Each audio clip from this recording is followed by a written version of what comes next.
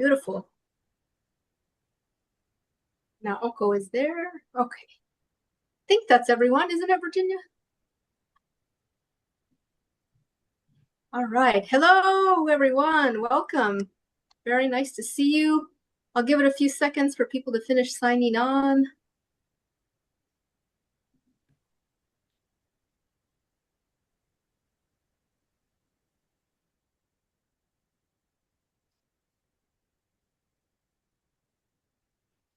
Okay.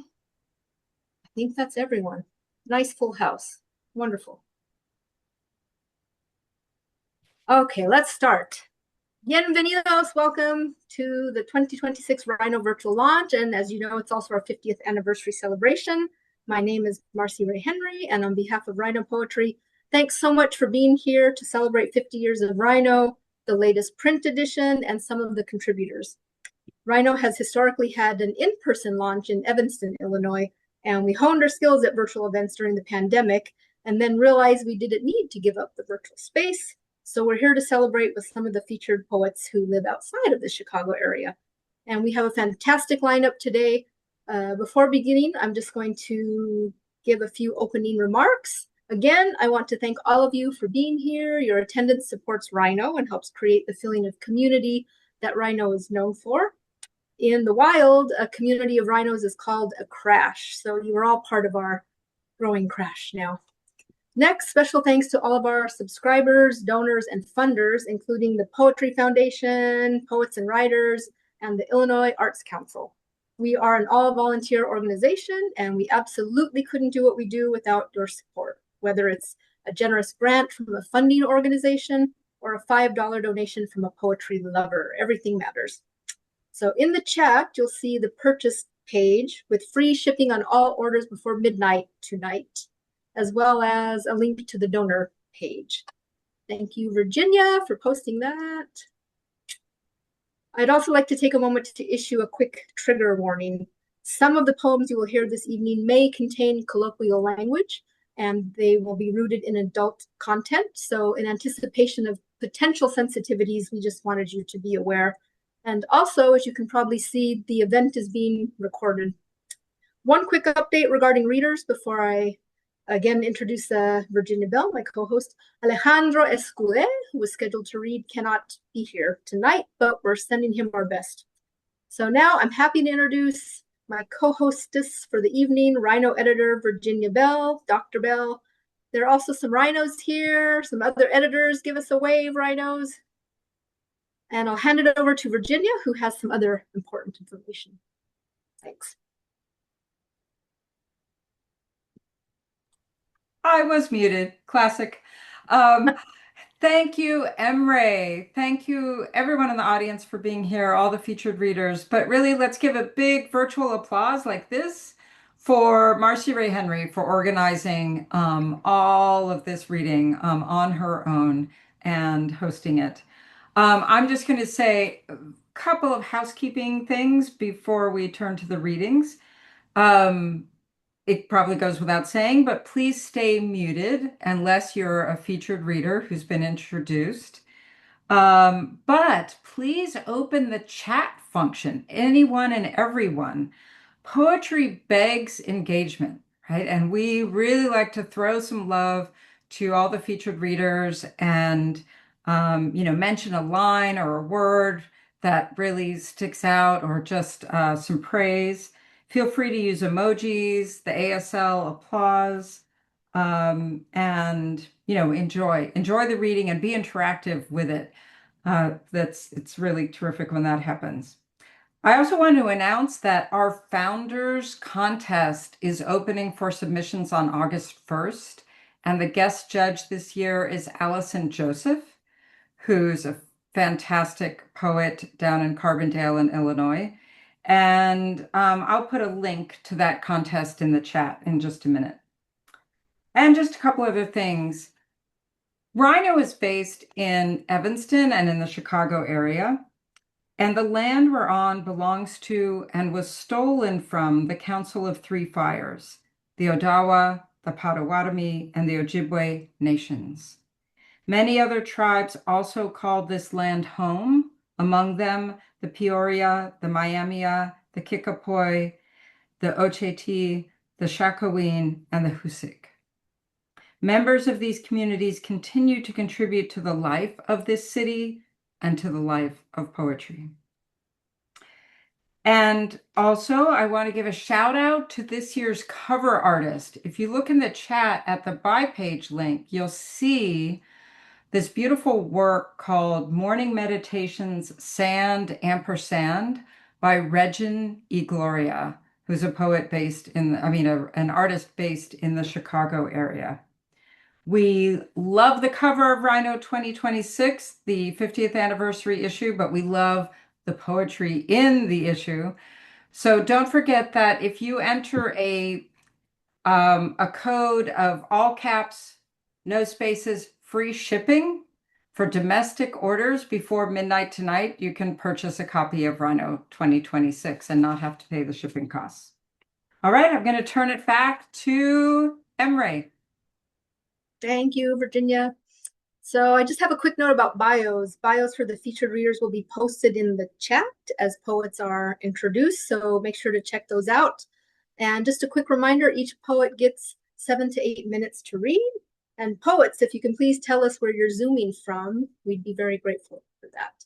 So first up is Elisávet Makridis. Hi, everyone. It's such a joy to be here in such brilliant company virtually. I'm zooming in from Greece, a little village called Annew-Marie. My deepest gratitude to the Rhino editorial team and the staff for facilitating this event and also for putting together such a stunning issue. I'm going to be reading Descendant Notes, my poem, which was also a finalist for this year's Founders Prize, a recognition that feels especially resuscitating.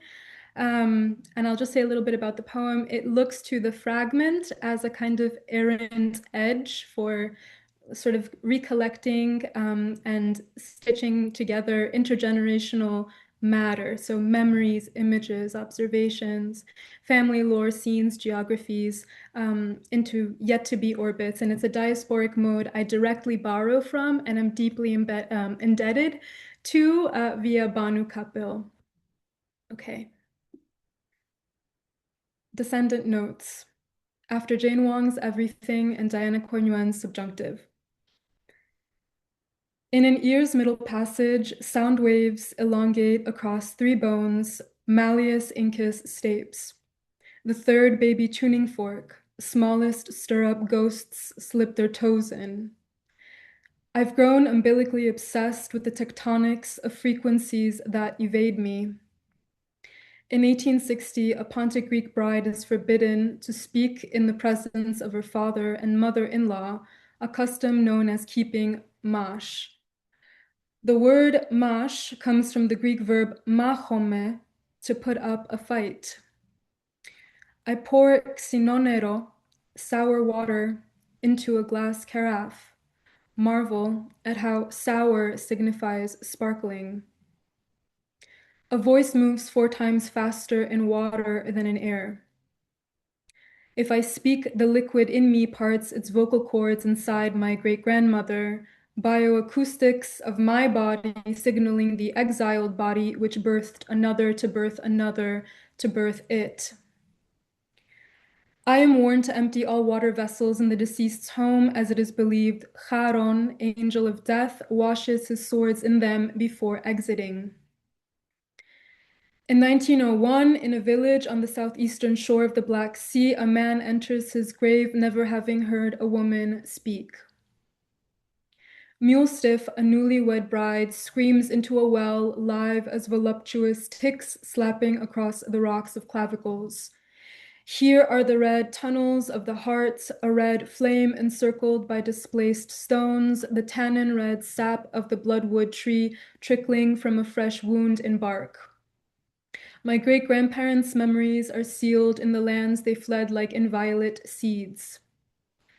Ravenously, my mother at 6 years old swallows black handfuls of earth in no ancestral plot. To access inheritance, the acupuncturist sticks tiny daggers into my left thumb's proximal phalangeal bone, Fu Ke 2 points for uterus. In 1910, a Pontic Greek bride must birth 3 offspring, preferably sons, before granted permission to speak in front of her in-laws. In the myth, King Aegeus, upon seeing the black sails of his son's ship approaching, throws himself off Cape Sunio into the Mediterranean. I cuddle pixelated cartography, the Aegean an irradiated cemetery wiping its mouth. In 1923, my great-grandparents are part of the exchange of Greek and Turkish populations, the first compulsory act of mutually administered ethnic cleansing mandated by international law.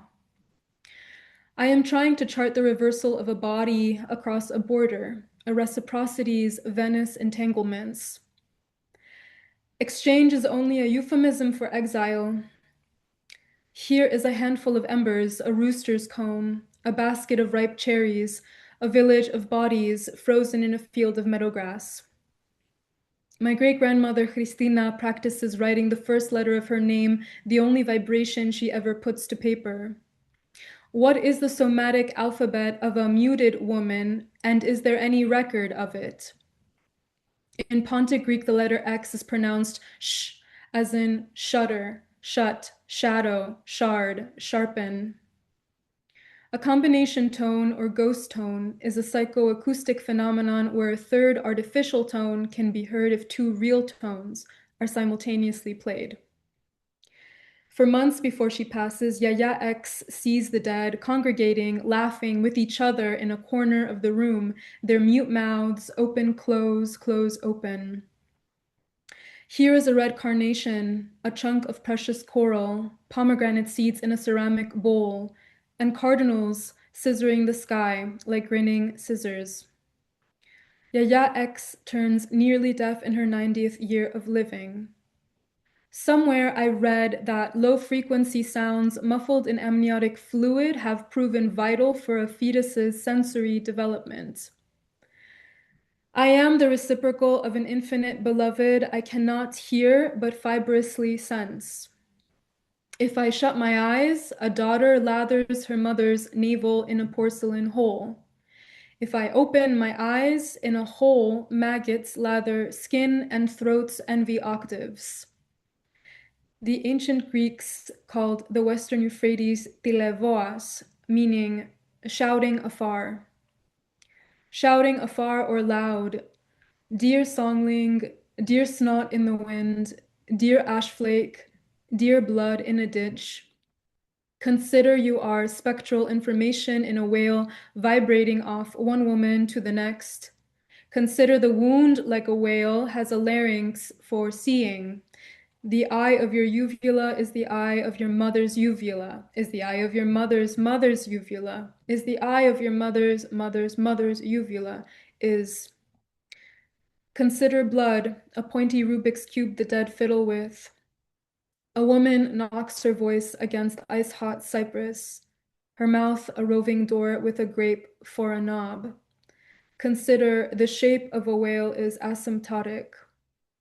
Vowels recoiling in zeptoseconds, fugitive as 50 microliters, the volume of a single drop of water. If I shout far enough, this poem could swarm your lobes, oarless, oarless, like lost teeth. If I shout far enough, these words could silt sockets, minty obols placed into the mouth of a corpse.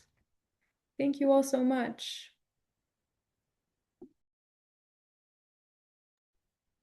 Thank you. Truly beautiful work and a beautiful reading as well.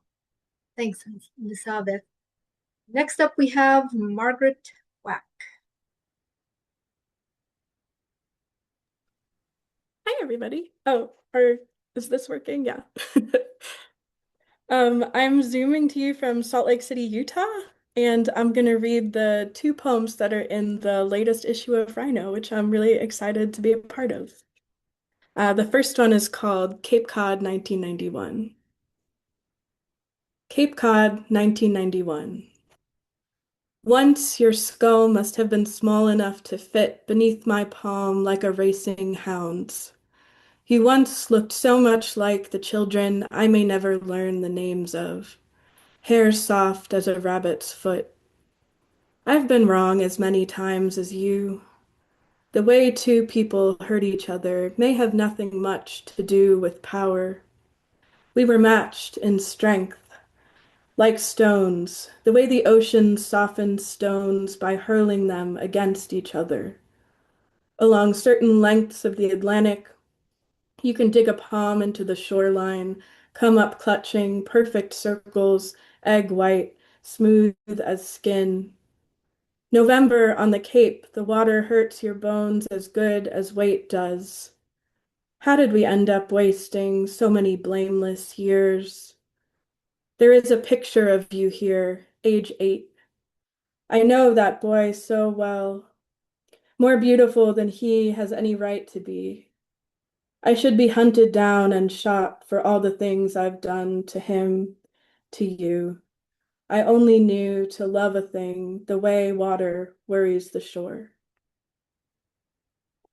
And the second one is called Lilaps.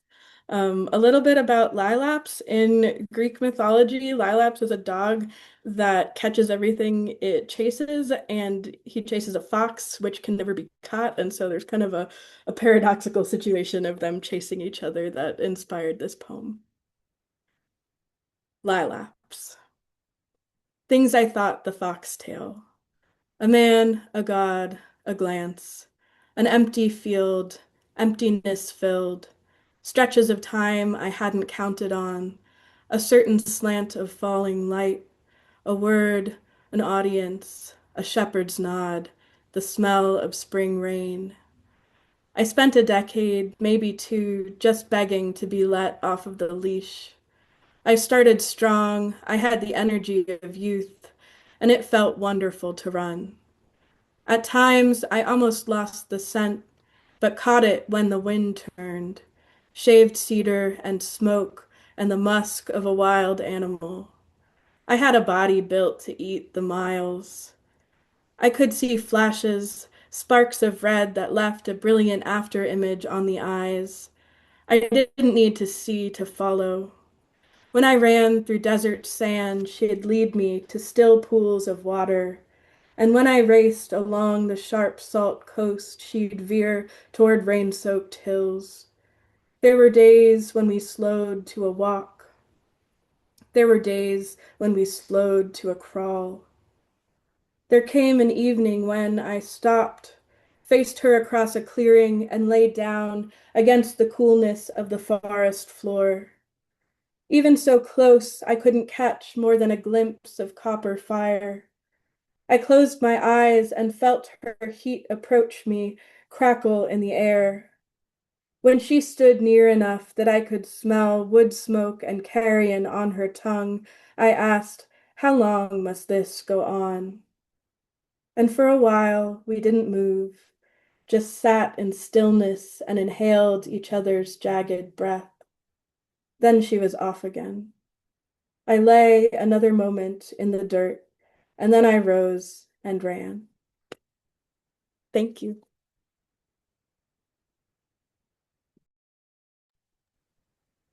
Thank you. It's so wonderful to hear these read by the creators. It's a real treat. So next up we have Zahraa Farhat. Hello, everyone. It's an honor to be here. And thank you so much for having me. I'm going to read my poem, No Time, from Rhino, the 50th issue of Rhino. It was also a finalist for the Founders Prize. So, No Time. You wonder if your friends are still alive. The neighbors, the baker you buy jibne and zaatar manaish from every weekend. Children you see on TV pulled out of building rubble. All dusty gray as if concrete statues bleeding red. Fragmented pieces. You cry. Baba wishes to erase it all. He can only hug you. Mama too.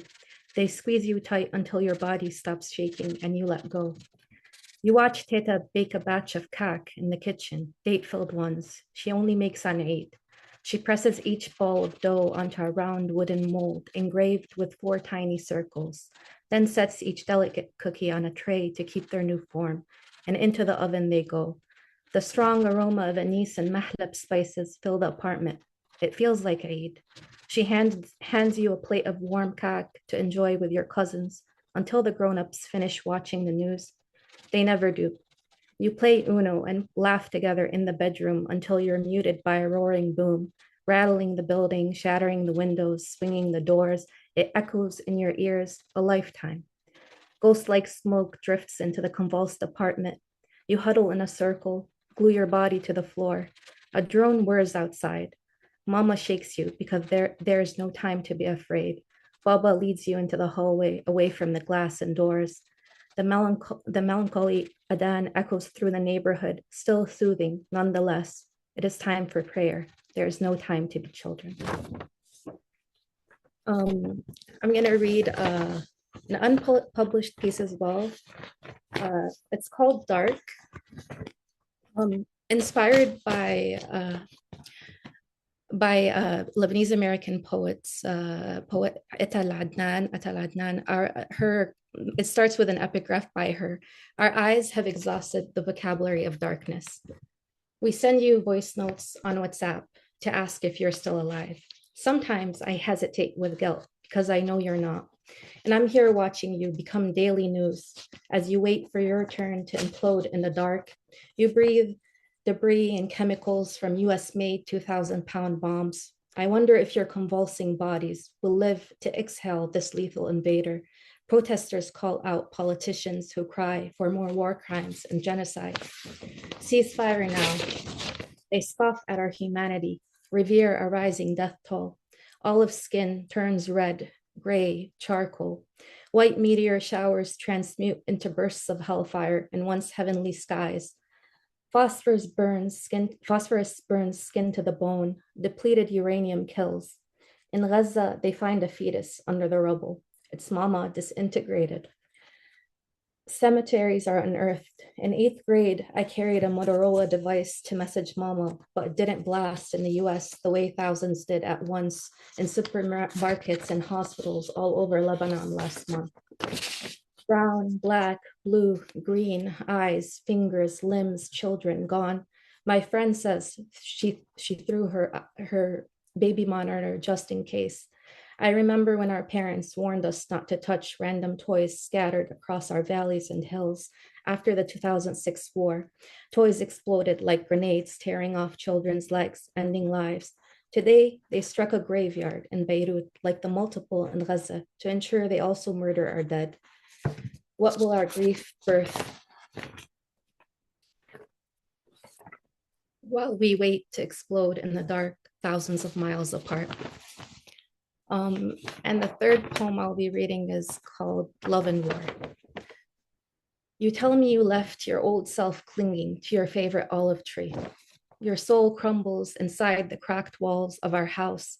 I tell you I wish to reach you right now, bury my hands in soil, seep my soul into palm lines, mapping every inch of our now mourning garden, where our lips once brushed heirloom cups of roses and dark kahwa, sweetened by each other's company.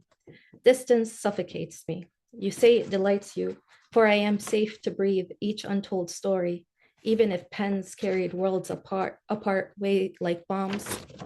You tell me how the dead survived and living will die as warplanes rip through your blank canvas each morning. No colored memories in fleeing cars. You ask me to write, but I am not sure if these empty pages are ample to paint our love, words, who you are, who you were, who we are. So I will let this sharp pen cling to olive's oozing green. Let its sobbing ink trace your soul inside cracked walls of our desolated house. Thank you so much. Wow. So grateful for your work, Zahraa. Thanks very much. Next up, we have Dorsey Craft. Hey y'all. Thank you so much for coming out tonight to hear some poetry, and thank you to the editors of Rhino and to my amazing fellow readers. I'm really grateful to have. Oh, I'm reading from Jacksonville, Florida, and I am super grateful to have two poems in the 2026 issue. I'm going to try to read both of them and then one more. The first one is titled ASMR. Most of y'all are probably might be familiar with this. It's like a weird tingling sensation in your head that comes from certain sounds or like touches or personal attention, like when you get your hair cut or something.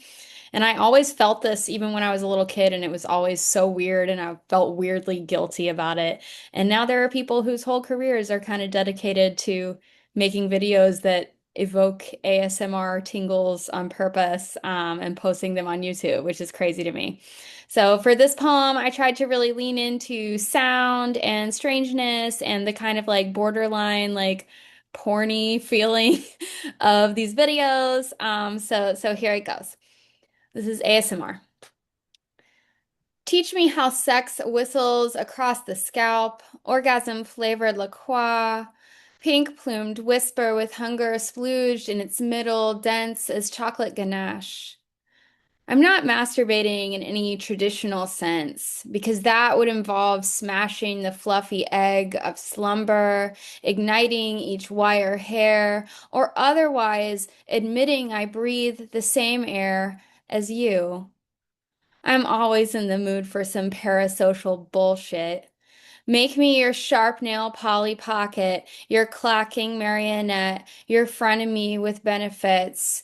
Overline my Cupid's bow and open another tab below my left rib with a champagne flute of soft-spoken French, resonating azaleas, my back translucent with white petals, the language tickle, a kinetic algorithm that shivers automatic, a Botox cocktail for my sick little soul.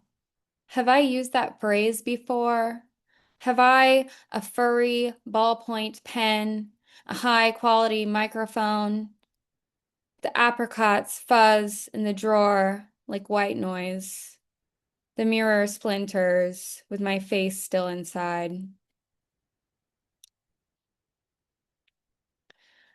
Um, My next one is called it's about a bachelorette party. I went to a couple years ago for my best friend in a weird fancy spa that felt kind of like an alternate universe. This is the second one that appears in Rhino. It's called Bachelorette Party Age 32. The metal tree sprouts yellow with gratitudes. White cards hung by ribbons on iron leaves. I am grateful for my health. I am grateful for my littles. I write, I am grateful for my bombshell body and my enviable ability to write poems that make people cry, and hang it dead center. I have not cried once about the fact that my mother believes there is a heaven we will not meet in. In retrospect, it's not surprising I've not written much this winter. White towels soak in an ice bucket, peppermint cold gardenias, and I throw one over my nose and mouth.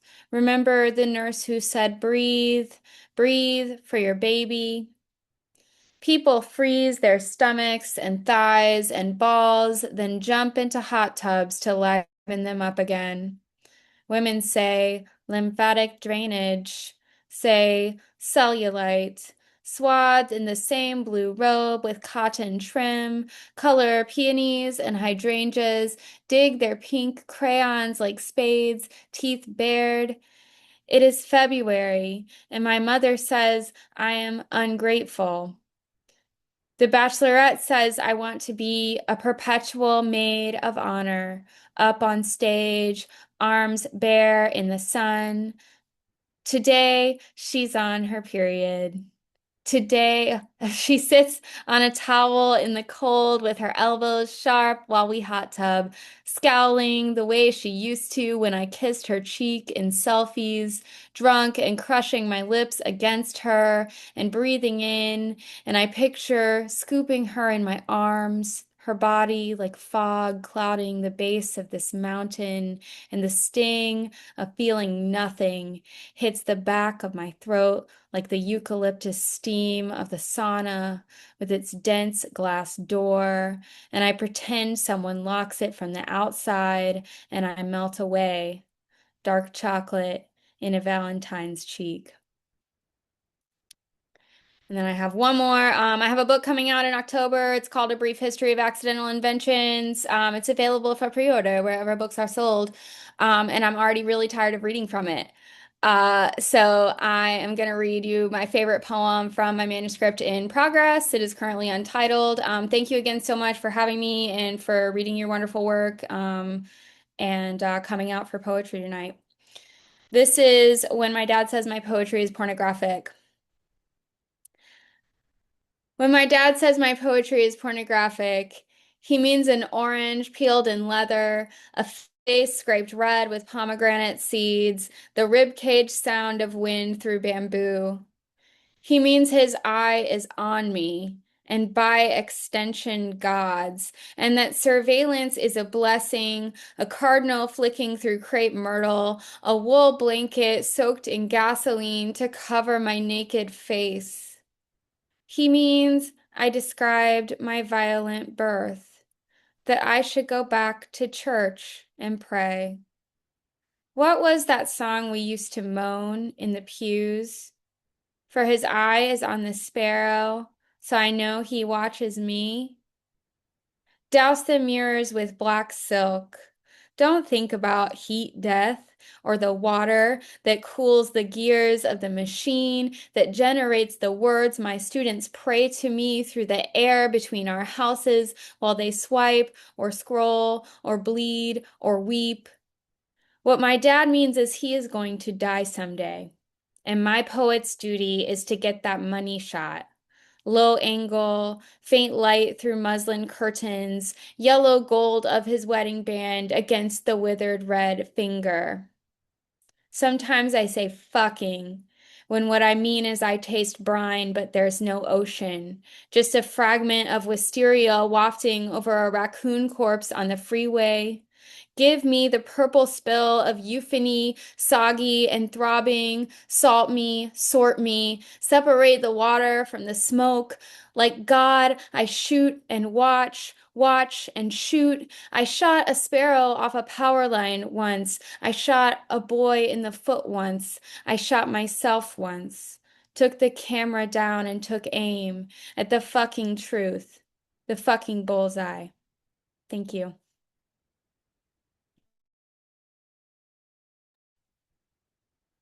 Powerful work, Dorsey, and very powerful reading. I loved hearing that last one. I just came across that poem today. I saw it online when I went to buy your book. I pre-ordered, yeah. So delightful to hear it. All right, up next is MK Francisco. Thank you. Yeah, thank you to Rhino. I'm really grateful to be in this really beautiful 50th anniversary issue. And thank you to everybody who's been reading. Really amazing work. So I'm going to be reading the two that are in the issue. Both are ekphrastic. The first one is sort of using the Canterbury Tales film from 1972 by Pier Paolo Pasolini, Contaminations. Cream, swans, cries, a bowl full of spoons, a series of small sooty fires, geese agitating with urgency, all of those smiles, the traps you've set, the truth in a dirty joke. In the dream, I was trying to rip hair from your scalp, not kill you. I was trying to make you believe in love potions, but you bought a corrupt miracle. You do not need to prove you should exist. You do not need to try to live forever on blood substitute and gold. We could step inside the crisp heart of a green apple, only for the pleasure of telling. Okay, and next one, La Murata, which is inspired by the painting by Pietro Longhi in 1751, Exhibition of a Rhinoceros at Venice. I take quick breaths. I breathe sweat as the only air is through eye openings. I tongue the leather buttons sweating inside my mouth. I button a blank effect lifelike. I hear my eyelashes rubbing like insect wings. I rub language away from my body. I embody the other thing, willing to be like. I bend your gaze to my will. I mistake the creature bending at its grasses and defecating for something outside of myself. I wear my blue silk and creamy taffeta and come back to our bodies. History eats itself. I will enter your head and change it. I will change you. That's it. Thank you.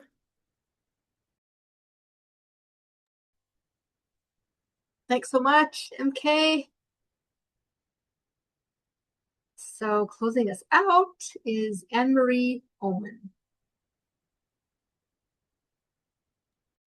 Thank you. I think we're going to try and do a screen share. I'm sorry, MK, that we didn't think about this for you because we could have looked at the images too. Am I co-host here? Let me see. I need to share. Just to hang on a second here. I'm sending the request. Yes. I just allowed you. Thank you. So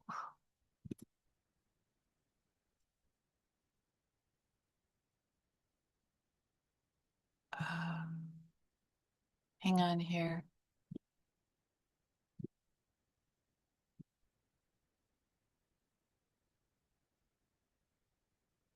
I want to give a trigger warning first. These are disturbing images.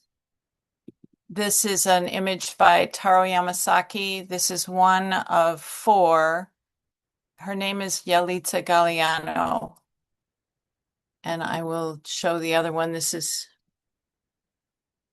So first of all, thank you also to the fine folks at Rhino, to Virginia particularly, Marcy Ray, and to the team there. I'm so honored to be part of this. And to my fellow readers, thank you. Wow, especially, well, all of you have inspired me. I really appreciate it. I'm going to read the 2 poems. This first one is This Creation and one other.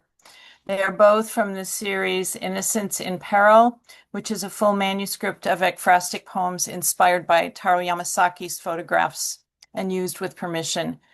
These poems and photos were exhibited at Michigan State Library in Lansing. The full exhibit consisted of 22 of Taro's photographs and 19 accompanying poems, along with prose captions in Taro's words. The entire exhibit covers images of children or young people who are at risk due to conflict situations or power differentiation that occurs around the world. You can view these and his Pulitzer Prize-winning photographs on his website under Taro Yamasaki. 100 of his photographs were recently acquired by the Smithsonian. This poem is inspired by Taro's image of Yalitza Galliano in Nicaragua during the Nicaraguan conflict. Yalitza was wounded in her yard by crossfire that ripped through her calves and damaged both her legs. In this piece, she is being treated in obviously inadequate medical circumstances. This creation. Philosophers say that if you repeat a word too often, its meaning may disappear. Not so the shrill of a child's no, no, that high trill as nurse pours disinfectant over skin misshapen as clay, swollen with the diabolical dark matter of wounds so deep they refuse meaning. A girl's no. Philosophers will never learn her name, Yalitza. They never say it out loud. Bullets parted her calves, thighs, tore muscle as wind tears clouds or wings.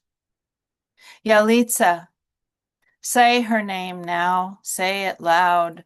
Feel the fire ash her skin to rags, feel the burn again, feel bones slip, feel the word most unfit for a child's lips. In her cry there exists no thinkers, no saints, no priests, no men selling guns, landmines. The bitter rain falls inside her now, in her brain where nerve endings ping with every touch and every hand slithers with betrayal. She begs them not to. The bottle opens, spills, language goes, unspilled in the one sheer syllable, no. Her eyes, is there another way to say this? We see through her eyes to the place where God is erased. God is done with us. And all that's left is a child's terror catapulting the sharpest stone through the glass, the thin glass of meaning. O philosophers, this is the true cross. The reason no one answered Christ's forsaken why. What are we doing? Still here staring when her small hands say no to weapons, no to a sky torn open with bullets, no to this madness, to poems, to birds, to pain, to this creation of ours, now her only world.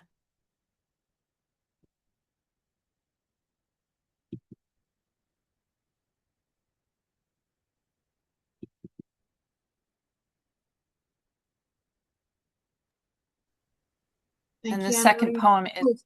I'm sorry. I thought you had one more. Sorry. Yes, just the one more. Is that okay?